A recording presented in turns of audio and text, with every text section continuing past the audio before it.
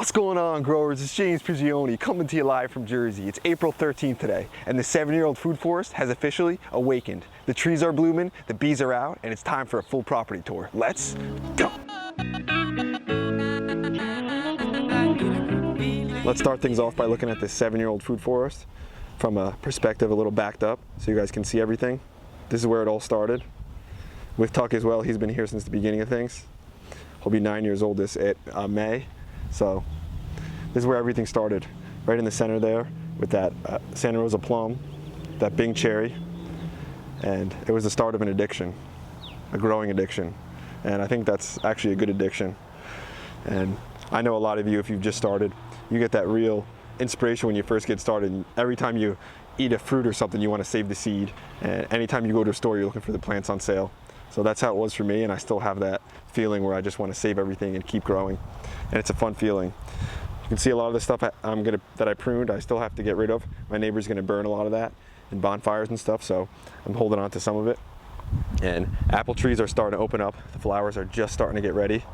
One I want to show you before I come from a little bit of a different perspective.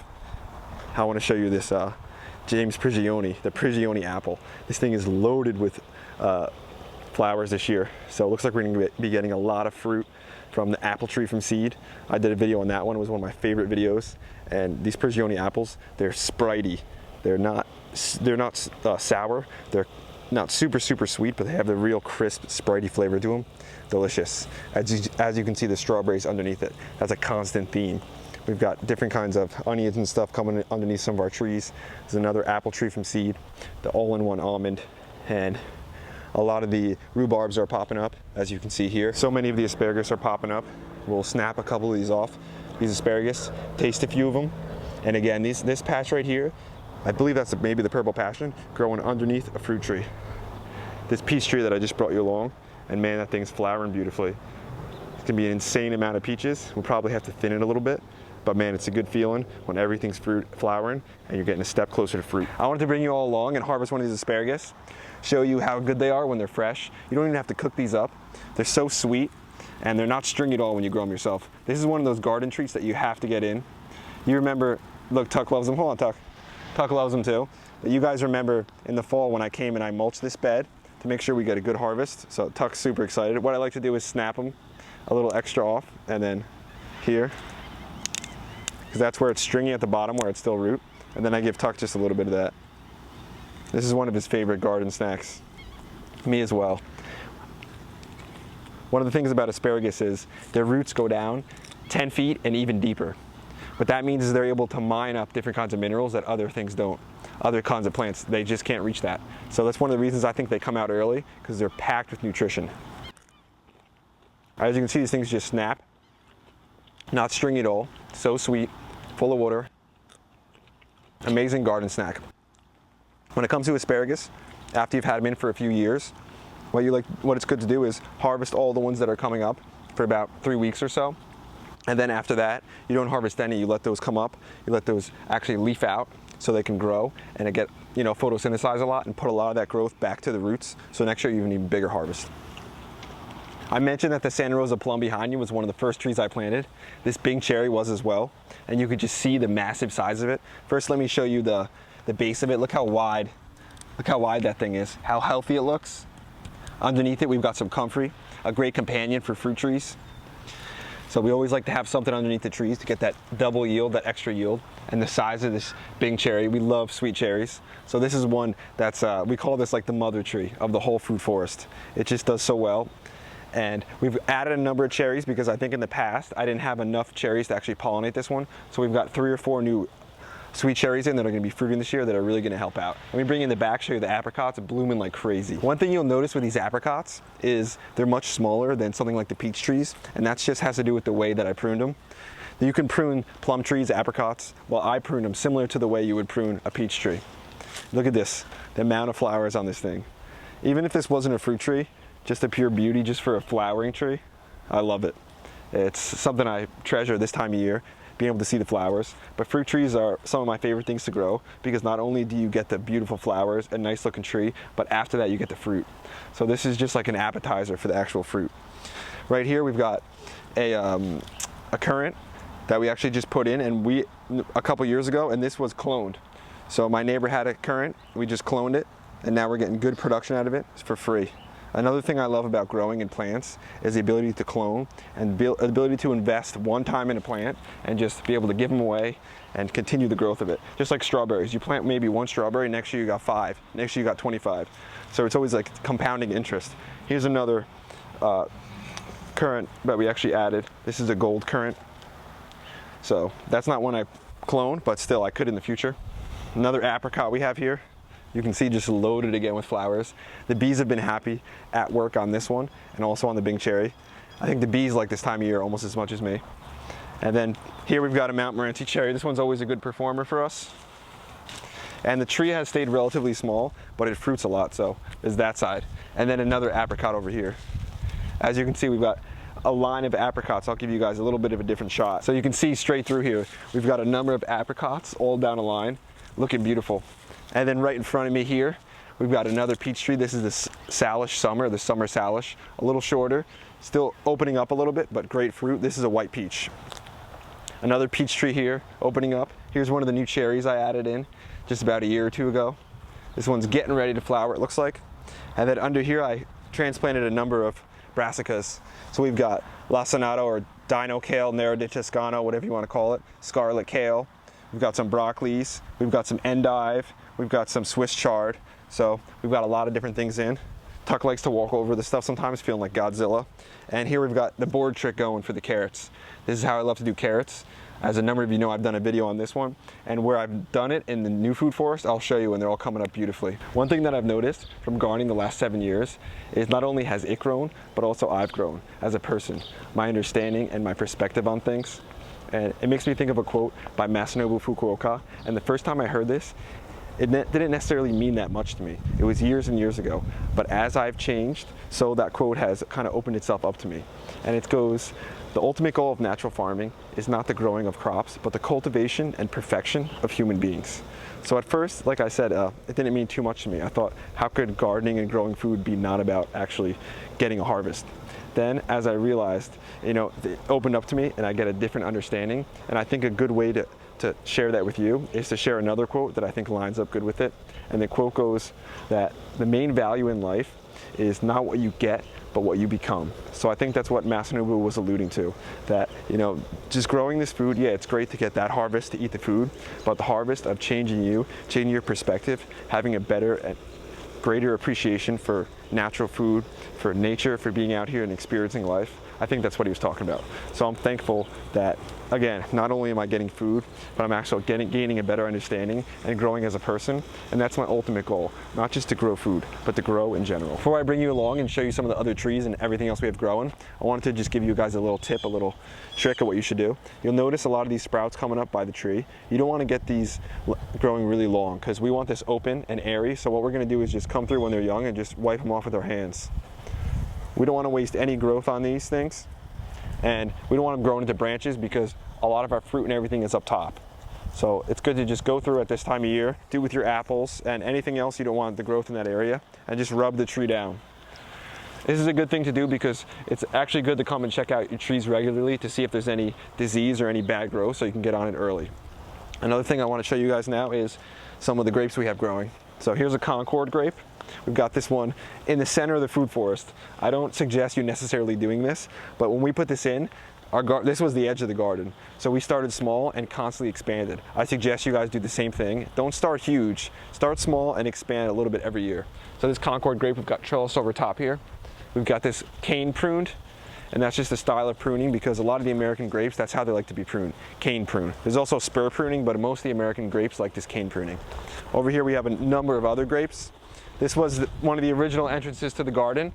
We almost had it we're looking at this like kind of like a living room of food because this is all living, actually, plants. So we've got these grapes growing up these, what was once a door, and you can see how large the base of these grapes have gotten.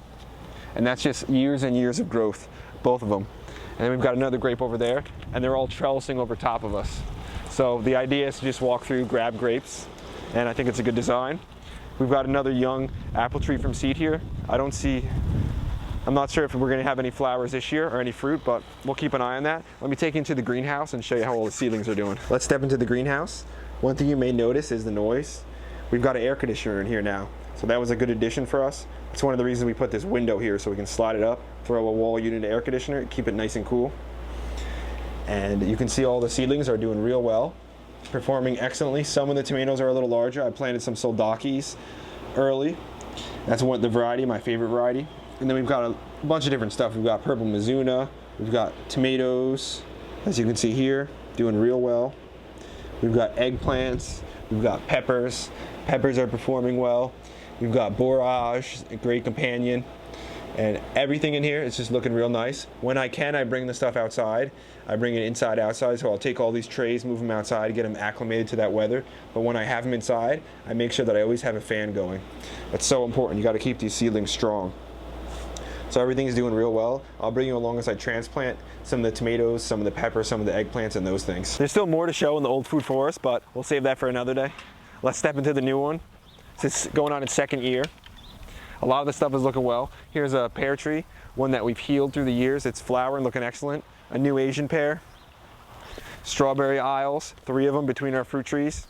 Always adding stuff. Everything accumulates when you do it like that. One of the new peach trees that we just pruned. Another one, I brought you guys along for that. Right in front of me here, we've got some onions growing. As you can see, we planted these in the fall. They're doing well. We're looking for a harvest, those coming up. We've got the brassicas in. These are growing well. We've got some purple cabbage, purple cauliflower, Jersey cabbage, Jersey Wakefield. We've got some more kale in those things. So these are doing well. I think this is the earliest, one of the earliest we've ever had our brassicas in, and I think we're doing better than ever. As you can see, a lot of strawberries along the ground here. Then I'm going to bring you and show you some more of the fruit trees in here. There's a number of other things I want to show you in this food forest. One of them is right here. We added some black cap raspberries. In the side garden, we have a lot of them growing. They're one of my favorite tasting raspberries, so we added a few different varieties. One in this new food forest here. Here's a roadside plum. So I added a couple of those trees. This is kind of one that you just find growing in the ditches, and it's pretty hardy, so we stuck a couple of those in. We're hoping for a good performance out of those. The new strawberries are growing well. It's still waking up, but it's always good to add strawberries in. Here's the new blueberries that we just put in this year. A lot of bush things. So the first year we focused on a lot of the fruit trees and the ground cover with the strawberries and some other things. Now we're adding more of the bush layer.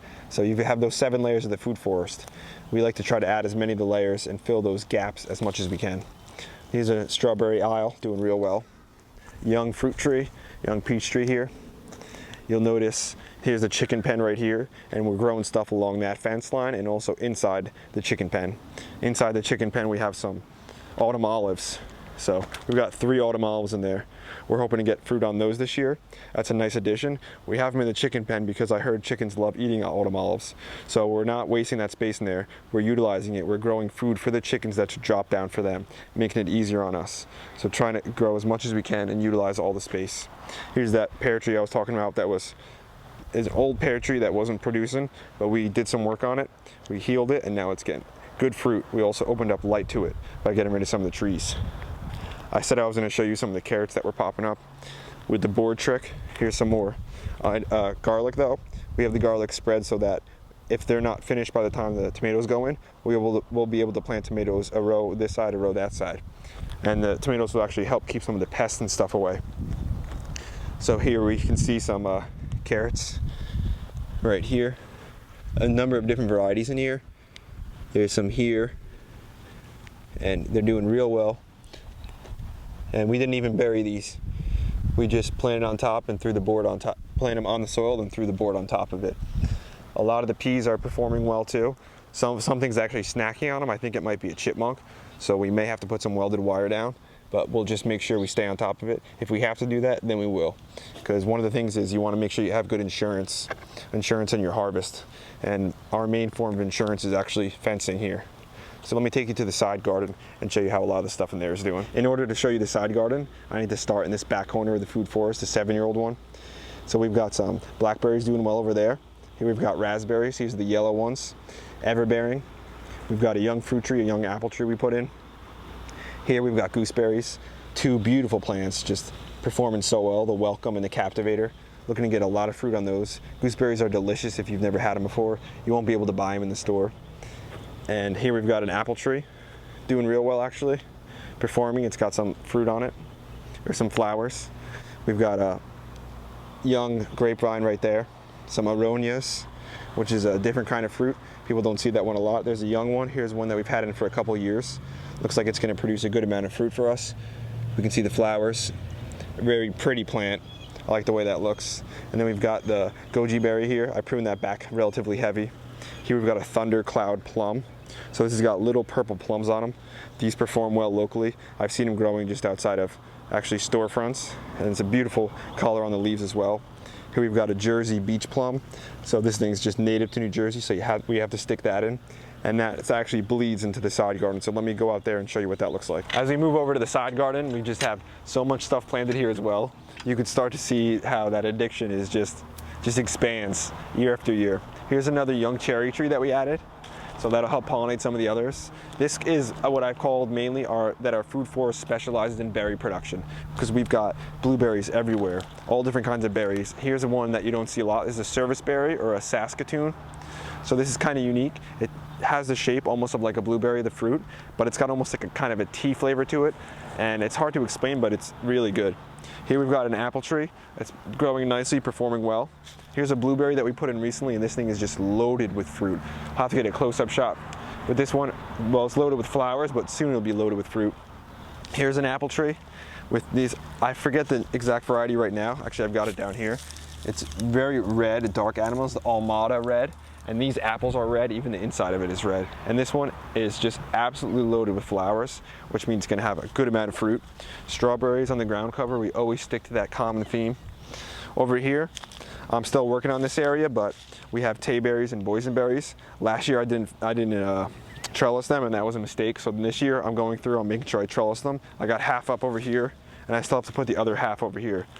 So this is something you don't want growing low on the ground, because not only are they expanding a little too much for me, but when I was trying to grab the fruit, it's a hassle to try to work through to try to get good fruit. So that was a mistake, but we learned from that one.